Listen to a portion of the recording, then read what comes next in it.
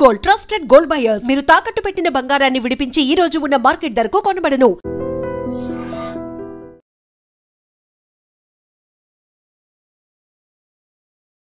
హరే కృష్ణ ప్రభు. హరే కృష్ణ హరే కృష్ణ. అసలు ఏం చెబుతుంది భగవద్గీత మనందరికీ అంటే ఏం చెప్పొచ్చు అంటే? భగవంతుడు అంటారు, ఆయనే ఏంటి, ఆయన చేరుకోవటం ఎలా? చాలా ఆధ్యాత్మికమైన ప్రశ్న ఉంటాయి. యశస్వి ప్రధానమంత్రి గారు ఎంత గొప్ప వ్యక్తులు వారు ఎక్కడికైనా వెళ్ళినా సరే వారితో పాటు భగవద్గీతను తీసుకెళ్ళి అందరికి ఇస్తున్నారు. ఎందుకు ప్రపంచం అంతా గీత గీత అని ఎందుకు మాట్లాడుతుందంటే ఆ గీత యొక్క వైభవాన్ని తెలుసుకున్నారు. కృష్ణుడు గీతలో చెప్పిన ఒక మాట, కర్మని చేయండి కానీ ఆ కర్మకు తగ్గ ఫలితాన్ని మాత్రం ఆశించకూడదు అని చెప్పి. అంటే మనుషులం అన్నాక ఖచ్చితంగా ఏదైనా చేస్తున్నాము అని అంటే దాని నుంచి ఏదో ఒకటి మనకు కొంత లాభం పొందాలి అనే ఆలోచన ఉంటుంది కదా ప్రభుజీ. ఎందుకని అలా చెప్పారంటారు కృష్ణుడు? ఫలాన్ని అపేక్షించక, ఫలాన్ని నేను దాచిపెడతాను, నీకు ఎప్పుడు కరెక్ట్ అప్పుడు నేను ఇస్తాను, నీ చేతుల్లో ఉంటే నువ్వు పాడు చేసుకుంటావు బాబు. ఇప్పుడు మీకెలా మీ పిల్లలో భగవంతుడికి మనందరం పిల్లలమే కదండి. ఆ ప్రేమతో భగవానుడు చెప్పిన మాట అండి. ప్రభుజీ, కృష్ణుడు ఇప్పుడు అర్జునికి గీత గురించి అంతా కూడా బోధించాడు, మా అందరికీ తెలిసిందంతే. కానీ అర్జుని కన్నా ముందర కూడా గీత కృష్ణుడు ఎవరికో బోధించారని చెప్పి భగవద్గీతలోనే చెప్పారు. ఆయన వివస్వాన్ అనే సూర్య భగవానుడికి బోధించారట. ఆ వివస్వానుడు మనువుకి చెప్పారట. అలా మనువు అలా ఆ సాంప్రదాయంలో వచ్చింది, కానీ మధ్యలో ఇక్కడ లుప్తం అయిపోయింది. అందుకే ఆ వివస్వానుడికి ఇచ్చిన జ్ఞానాన్ని మళ్ళీ నీకు ఇస్తున్నాను అని కృష్ణుడే అర్జునుడికి చెప్పాడు భగవద్గీత. అసలు ఏంటి వాస్తవం ప్రభుజీ? అర్జునుడు మహాయోధుడు, స్వర్గానికి వెళ్ళారు, శివుడిని ఓడించారు. ఒక రకంగా చూస్తే పాశుపతాస్త్రం తీసుకోవడానికి అందరి యొక్క కృపాపాత్రులు అయ్యారు. ఆయన నారాయణుడైతే పక్కనే ఉన్నాడు, కృష్ణుడు పక్కనే ఉన్నాడు కదండి. అలాంటి వ్యక్తికి కూడా కన్ఫ్యూజన్ వచ్చింది. మా దేశం నుంచి దోపిడీ చేసి, ఎంత దోపిడీ చేశారో తెలుసా అండి బ్రిటిష్ వాడు? 43 ట్రిలియన్ డాలర్స్. ధర్మార్థ కామ మోక్షాలు అంటుంటారు. ధర్మ అర్థ కామ మోక్ష. ధర్మాన్ని అర్థాన్ని కలపండి, కామాన్ని మోక్షాన్ని కలపండి. అర్థం అంటే ఏంటో తెలుసా అండి? ఐశ్వర్యం. కానీ ఇదంతా ఉల్టా జరుగుతుంది కదా ప్రభుజీ ప్రస్తుతం. ఇప్పుడు ఏం చేసినా దీనికోసం. పిల్లవాళ్ళకి మీరు చూడండి, ఫోన్లో ఒకసారి ఐకాన్స్ అన్నీ కూడా ఇలా పెద్దగా అయిపోయాయి అనమాట.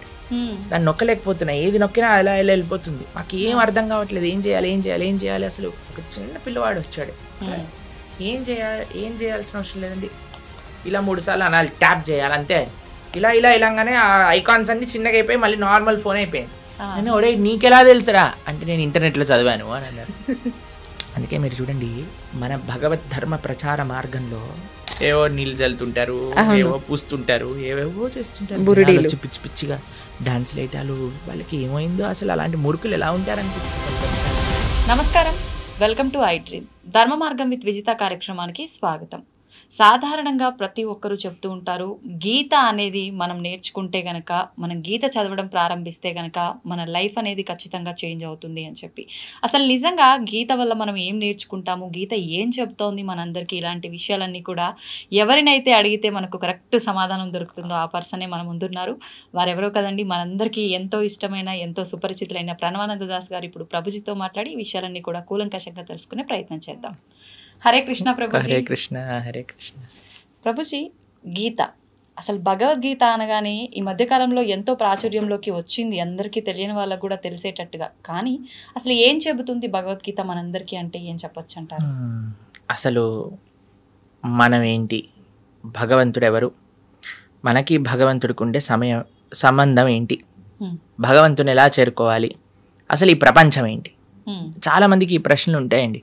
ఈ ప్రపంచం ఏంటి, నేను ఎందుకున్నాను, ఈ ప్రపంచంలో నేను ఏం చేస్తున్నాను, అసలు నా కర్తవ్యం ఏంటి, అసలు భగవంతుడు అంటారు, ఆయనే ఏంటి, ఆయన చేరుకోవటం ఎలా? చాలా ఆధ్యాత్మికమైన ప్రశ్నలు ఉంటాయి. లేదా చాలామందికి ఇంకొక రకమైన ప్రశ్నలు ఉంటాయండి. అరే నేను జీవితంలో మారాలనుకుంటున్నాను, మంచి మార్గంలో వెళ్ళటం ఎలా, దృఢ నిశ్చయం రావట్లేదు, చెడు అలవాట్లు ఉన్నాయని తెలుస్తుంది, వాటిని మానుకోవటం ఎలా, కొద్ది కోపం ఉన్నట్టుంది, దాన్ని తగ్గించుకోవటం ఎలా? ఎన్నో రకములైన ఉంటాయి. మనం ప్రపంచాన్ని అన్యాయాలు చూస్తున్నప్పుడు మనకు అనిపిస్తుంది, అరే ఈ అన్యాయం ఎందుకు జరుగుతుంది, అరే వీడికి ఇలా ఎందుకైంది, అయ్యో ఆయన అలా ఉంటాడు, ఆయన అంత గొప్పవాడు ఎలా అయిపోయాడు, ఇలాంటివి ఎన్నో ప్రశ్నలు ఉంటాయి. అసలు మీకు ఒక విషయం చెప్తాను, మనిషికి జీవనానికి సంబంధించిన ప్రతి ప్రశ్నను భగవద్గీత ఆన్సర్ చేస్తుంది. మనిషికి సంబంధించిన ఇప్పుడు లైఫ్ స్టైల్ అంటాం కదా, కొంతమంది రాస్తారు లైఫ్ స్టైల్ అని. ఆ లైఫ్ స్టైల్కి సంబంధించిన ప్రతి విషయం, Hmm. లైఫ్కి సంబంధించిన ప్రతి విషయం. Okay. మీరు అనుకోవచ్చు, అరే ప్రభుజీ భగవద్గీత యుద్ధ భూమిలో మాట్లాడింది కదా, Hmm. అది జీవనాన్ని గురించి. యుద్ధంలో మాట్లాడినా భగవంతుడి జీవితం గురించి మాట్లాడాడు. మన చూడండి, మీకు ఒక విషయం చెప్తాను. మన డే టు డే జీవనం కూడా ఒక యుద్ధమే. అలా అనిపిస్తుందా మీకు? అనిపిస్తుంది కదా. అనిపిస్తుంది ఖచ్చితంగా. ఎందుకంటే మనతో మన యుద్ధం, మనసుతో యుద్ధం, ఇంట్లో వాళ్ళతో పక్కన యుద్ధం, వాళ్ళతో. వర్క్ లైఫ్లో యుద్ధం, అదంతా కాంపిటీషన్, ప్రతిదీ ఒక పోరాటమే. పోరాటమే కదండి.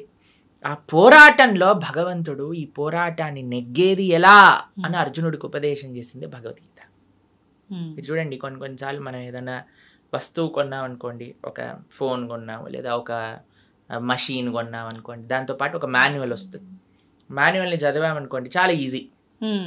ఏ బటన్ నొక్కితే ఎలా యూజ్ చేయాలి, ఏం చేయాలి, ఏది చేయాలని. Hmm. మొన్న ఏమైందంటే మా ఫోన్లో ఒకసారి ఇలా ఏమంటారు, ఆ ఐకాన్స్ అన్నీ కూడా ఇలా పెద్దగా అయిపోయాయి అనమాట. Hmm. దాన్ని నొక్కలేకపోతున్నా, ఏది నొక్కినా అలా వెళ్ళిపోతుంది. మాకు ఏం అర్థం కావట్లేదు, ఏం చేయాలి. అసలు చాలా కంగారు వేసింది. ఎందుకంటే మా సేవలో ఉంటాం కదా, సేవకు సంబంధించిన ఏదన్నా ఫోన్ వచ్చినా అటెండ్ అవ్వాలి. ప్లస్ మా గురువుగారి ప్రవచనాలు అన్నీ అందులోనే ఉంటాయి, Hmm. Hmm. శ్రవణం చేయడానికి ఉండదు మాకు. మేము కంగారు పడిపోతుంటే ఒక ఆయన అన్నారు, ఒక చిన్న పిల్లవాడు వచ్చాడు, ఏం చేయాల్సిన అవసరం లేదండి, ఇలా 3 సార్లు అనాలి, ట్యాప్ చేయాలి అంతే. ఇలాగానే ఆ ఐకాన్స్ అన్ని చిన్నగా అయిపోయి మళ్ళీ నార్మల్ ఫోన్ అయిపోయింది.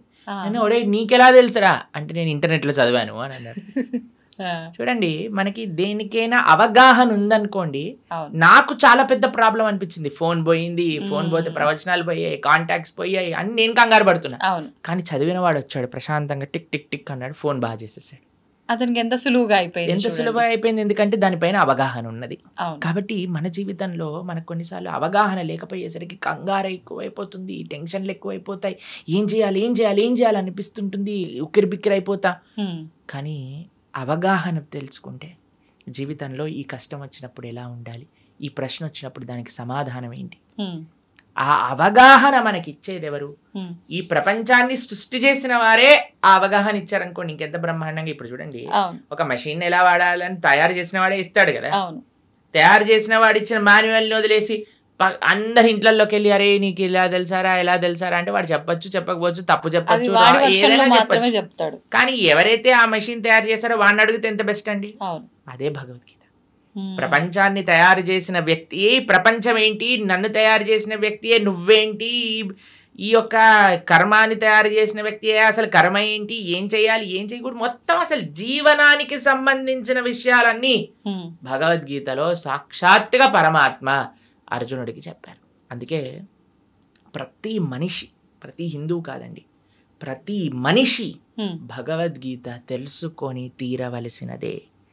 చిన్న పిల్లల నుంచి వృద్ధుల వరకు ఎంత త్వరగా జీవితంలో మనం భగవద్గీత తెలుసుకోగలిగితే మన జీవనం అంత బాగుంటుంది.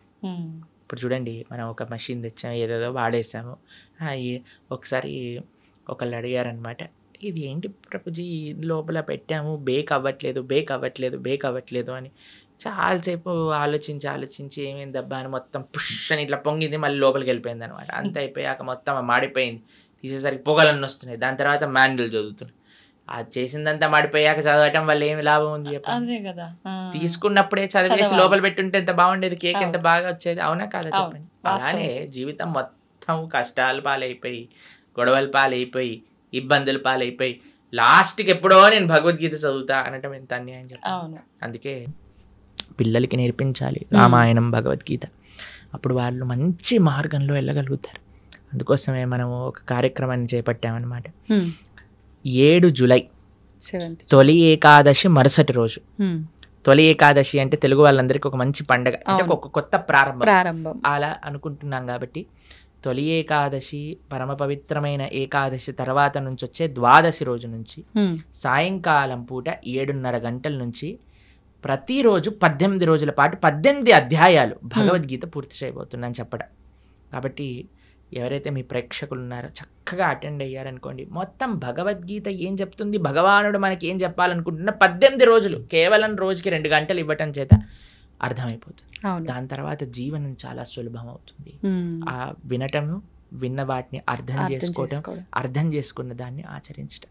ఇంకో విశేషం ఏంటంటే ఎవరైతే ఈ 18 రోజులు కోర్స్ అటెండ్ అయ్యి మనం ఒక చిన్న క్విజ్ లాగా పెట్టబోతున్నాం, దాంట్లో అన్నింటిలో కరెక్ట్ మార్కులు వచ్చిన వాళ్ళందరికీ కూడా మనము ప్రత్యక్షంగా స్వామి యొక్క భగవత్ ప్రసాదం, జగన్నాథుడి యొక్క ప్రసాదం, దాంతోపాటు ఒక సర్టిఫికెట్ కూడా మనం సైన్ చేసి పంపించడం జరుగుతుందన్నమాట. ఆశీర్వచనంగా వారికి భగవద్గీత కోర్స్ 18 రోజులు పూర్తి చేశారు అనేటట్టుగా. కాబట్టి చక్కగా అందరూ ప్రేక్షకులకు ఒక మంచి అవకాశం, సదవకాశం. ఎందుకంటే ఇప్పుడిప్పుడే స్కూల్ స్టార్ట్ అయ్యాయి కదండి, మనకి ఇవే ఉండవు, ఇంకా హడావిడిలే ఉండవు, పిల్లలకి ఎగ్జామ్లే ఉండవు. కాబట్టి చిన్న పిల్లల నుంచి పెద్దవాళ్ళ వరకు అందరు చక్కగా 7:30కి ప్రారంభం అవుతుందంటే ఆఫీస్ నుంచి వచ్చేస్తారు, అన్నిటి నుంచి వచ్చేస్తారు. కాబట్టి జాగ్రత్తగా ఒక 18 రోజులు కేవలం 2 గంటలు ఇవ్వటం చేత మంచి భగవద్గీత జ్ఞానాన్ని అర్థం చేసుకున్న వాళ్ళం అవుతాం. ఎందుకంటే అండి ప్రపంచంలో ఎక్కడికి వెళ్ళినా సరే భగవద్గీతను ఆదర్శంగా చూస్తున్నారు, భగవద్గీత నుంచి అందరు నేర్చుకుంటున్నారు. మనం సనాతన ధర్మంలో పుట్టి, భారతదేశంలో పుట్టి మనము ఆచరించకపోతే, అర్థం చేసుకోకపోతే ఎంత అన్యాయం చెప్పండి. నిజంగానే. కాబట్టి మీకు ఒక విషయం చెప్తాను. ప్రభుపాదుల వారు లండన్కి వెళ్ళారనమాట. లండన్కి వెళ్ళినప్పుడు అక్కడ ఉండే వాళ్ళందరూ అన్నారు, Swamiji why did you come to our country, మీరేం తీసుకెళ్ళడానికి వచ్చారు మా దేశానికి అన్నారు. అయితే ప్రభుపాదుల వారు అన్నారు అనమాట, మీరు మా దేశాన్ని అతలాకుతలం చేసి, మా దేశం నుంచి దోపిడీ చేసి, ఎంత దోపిడీ చేశారో తెలుసా అండి బ్రిటిష్ వాడు, 43 ట్రిలియన్ డాలర్స్ ఇక్కడ నుంచి దోపిడీ చేసి తీసుకెళ్ళాడు వాడు. అంటే అంత డబ్బు 43 ట్రిలియన్ డాలర్స్ వర్త్ చేసేవన్నీ కూడా దోపిడీ చేశారు. మేము లండన్కి వెళ్ళాం కదా మొన్న, అక్కడ లండన్ మ్యూజియం అని ఉంటుంది, బ్రిటిష్ మ్యూజియం అని ఉంటుంది అనమాట. అక్కడికి వెళ్ళినప్పుడు ప్రభుపాదుల వారు ఒకసారి అడుగుతారు, ప్రభుపాద్ మీరు మ్యూజియంకి వెళ్ళాలనుకుంటున్నారా అంటే, ఓ స్టోలెన్ ప్రాపర్టీ అని అంటారు ప్రభుపాదుల వారు.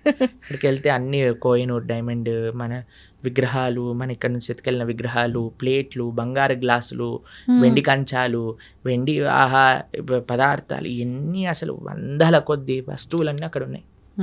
మన సంపద అంతా అక్కడ మ్యూజియంలో పెట్టారు. మనం ప్రపంచంలోనే అందరికి మార్గాన్ని చూపించి అంత గొప్ప దేశంగా ఉన్న మన దేశం పైన పీక్కొని వాళ్ళంతా లూటీ చేసి, వాళ్ళ అనవసరమైన వాళ్ళకుండే అలవాట్లు, వాళ్ళకుండే పైశాచికత్వాన్ని అంతా జనాలకి అబ్బి, ఇప్పుడు కొంతమంది ఎలా తయారయ్యారటండి, బ్రిటిష్ వాడిని కీర్తిస్తున్నాడు.